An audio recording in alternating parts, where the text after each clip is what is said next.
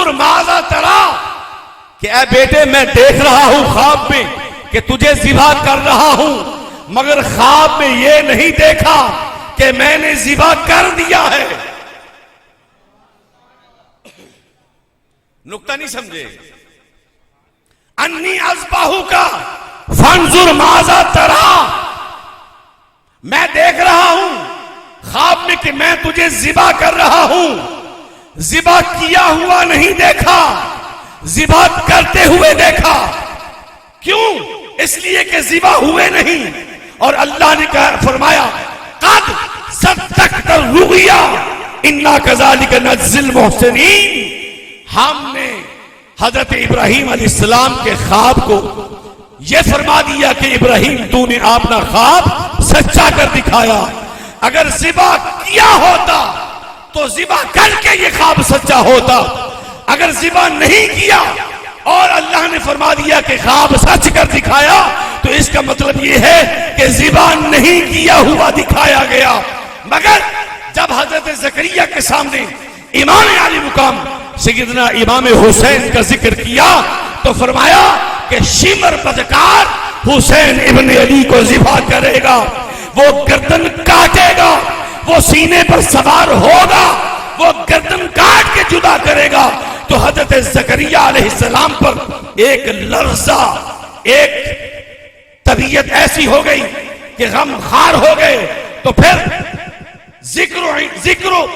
ذکر کیا تو پھر آپ نے مخفی گفتگو کی، یا رب العالمین مجھے بھی ایک ایسا بیٹا عطا کر جو ہر وقت مجھے حضرت حسین کی یاد تازہ کرتا رہے، جب میں دیکھوں تو وہ اس میں مجھے حسین نظر آئے تو میں بھی حسین کی یاد میں ہر وقت روتا رہوں۔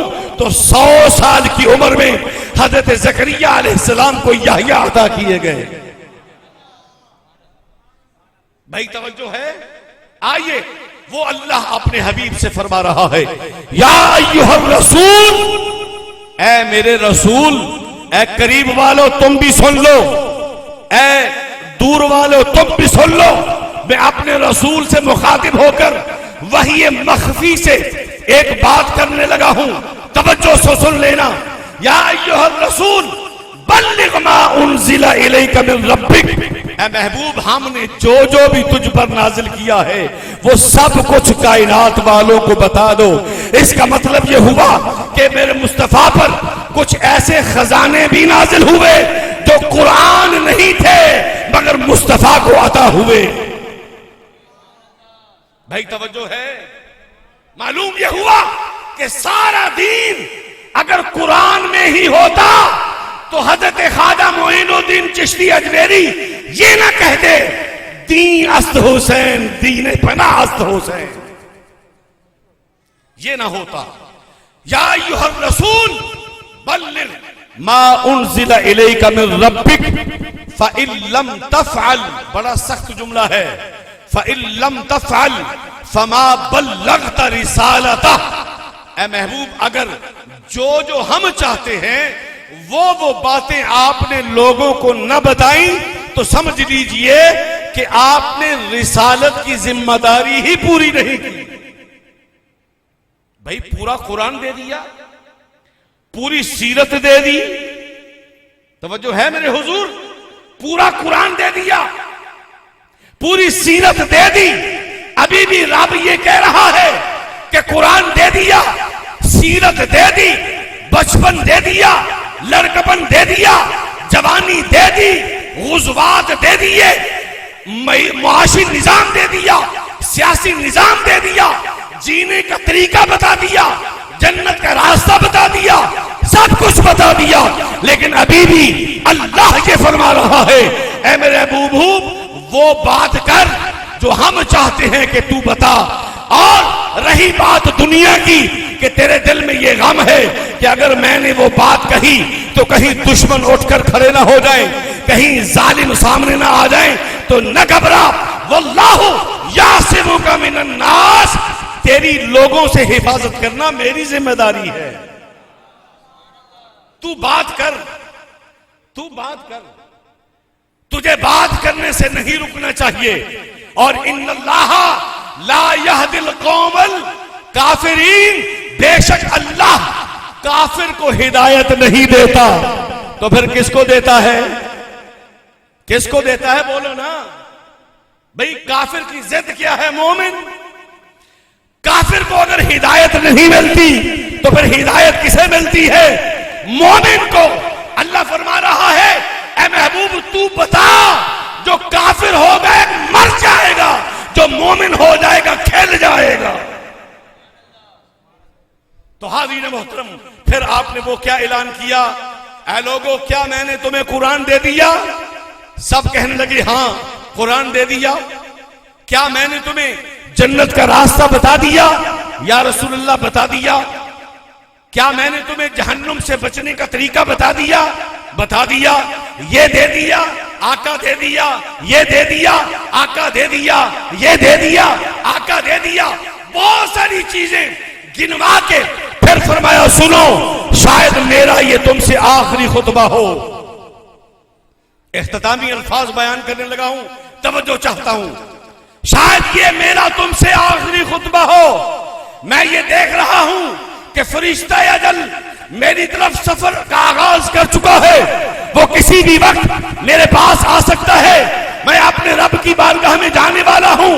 میں جاتے جاتے تمہیں وہ بات بتا کر جانا چاہتا ہوں جس کا تقاضا میرے رب نے مجھ سے اس آیت کریمہ میں کیا ہے۔ یا رسول اللہ کیا ہے؟ فرمایا انی تارک فیکم الثقلین، میں تمہارے درمیان دو چیزیں چھوڑ کے جا رہا ہوں۔ اے لوگو، جن کو میرے مصطفیٰ یہ فرما رہے ہیں وہ سمن آباد کے مسلمان نہیں تھے، وہ یتیم خانے کے مسلمان نہیں تھے، وہ چورجی کے مسلمان نہیں تھے، وہ لاہور کے مسلمان نہیں تھے، وہ پنجاب کے مسلمان نہیں تھے، وہ پاکستان کے مسلمان نہیں تھے، نہیں، بلکہ وہ میرے حضور کے اصحاب تھے۔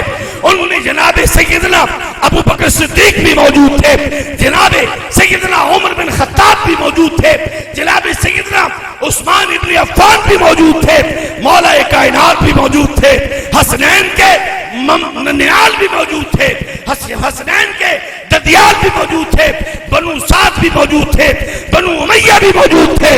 سب کے سامنے میرے مصطفیٰ افضل ترین لوگوں کو بتا رہے ہیں انی تارکن فیکم الثقلین، میں تمہارے درمیان دو مساوی چیزیں چھوڑ کے جا رہا ہوں، دو مساوی چیزیں چھوڑ کے جا رہا ہوں۔ اگر میری کمی محسوس کرو تو ان دونوں کو دیکھ لینا، اگر مجھے حاصل کرنا چاہو تو ان دو چیزوں کو حاصل کر لینا، اگر میری زیارت کرنا چاہو تو ان دو چیزوں کی زیارت کر لینا، اگر میرے نقش قدم پر چلنا چاہو تو ان کا دامن تھام لینا۔ یا رسول اللہ وہ کیا ہے؟ فرمایا کتاب اللہ ہے وعطرتی اہل بیتی، ایک اللہ کا قرآن دے کے جا رہا ہوں، ایک اپنی اہل بیت علی، فاطمہ، حسن اور حسین دے کے جا رہا ہوں۔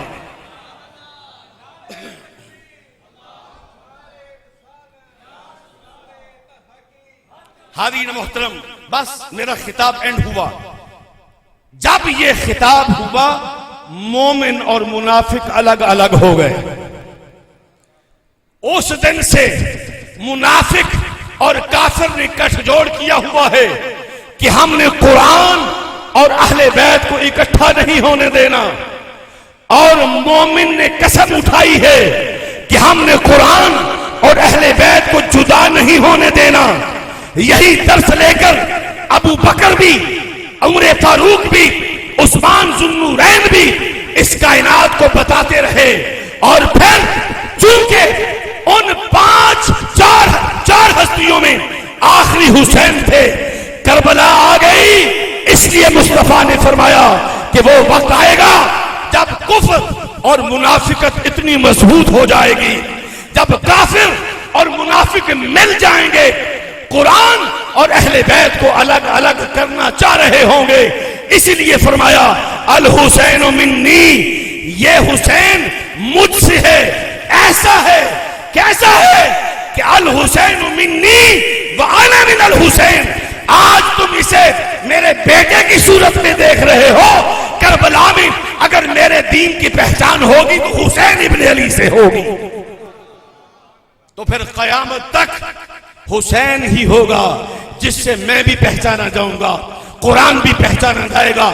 جہاں جہاں پر قرآن اور حسین اکٹھے دیکھو سمجھ لو کہ یہاں پر ایمان والے ہیں، جہاں پر قرآن یا اہل بیت اکٹھے نہ دیکھو تو سمجھ لینا یہ کوئی اور ہو سکتا ہے، مومن نہیں ہو سکتا۔ کیوں؟ اس لیے کہ مصطفیٰ نے فرمایا قرآن اور اہل بیت قیامت کے روز حوض کوثر پر اکٹھے میری بارگاہ میں آئیں گے۔